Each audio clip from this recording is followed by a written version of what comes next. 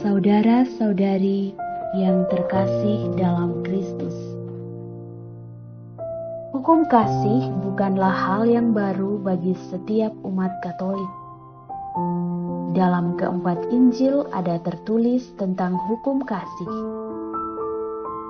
Hukum kasih selalu menjadi ajaran yang utama dalam hidup kita. Penginjil Markus menuliskan kisah tentang seorang ahli Taurat yang datang kepada Yesus dan bertanya, "Hukum manakah yang paling utama?" Dan Yesus pun menjawab, "Hukum yang terutama ialah, kasihilah Tuhan Allahmu dengan segenap hatimu, dan dengan segenap jiwamu, dan dengan segenap akal budimu, dan dengan segenap kekuatanmu.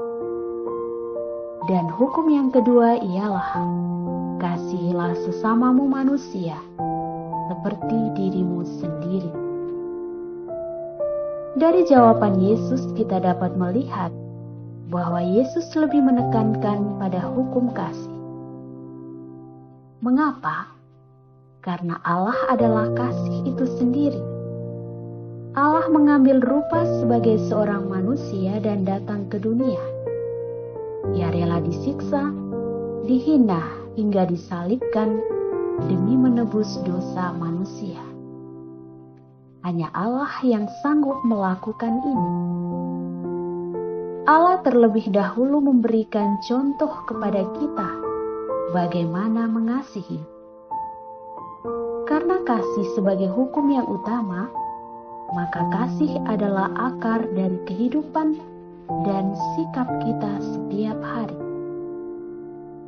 Kita mengasihi Allah dengan berdoa kepadanya, meditasi, kontemplasi, dan aneka kegiatan rohani lainnya. Namun Allah meminta kita untuk mewujud nyatakan bukti kasih kita kepadanya dalam keseharian kita. Lalu apa wujud nyata kasih kita kepada sesama? Mengasihi sesama bukan perkara mudah. Terkadang kasih kita hanya terbatas pada orang yang mengasihi kita, orang-orang yang sepaham dengan kita. Kasih mengajarkan kepada kita untuk bersikap realistis dalam menjalankannya sebagai manusia. Kita pun berusaha untuk menerima situasi diri kita, berusaha bangkit dari keterpurukan kita, dan berusaha untuk setia pada hal-hal yang baik, serta mempraktekkan perbuatan kasih kepada sesama tanpa membeda-bedakan. Semua ini kita lakukan sebagai tanda bahwa kita mengasihi Allah.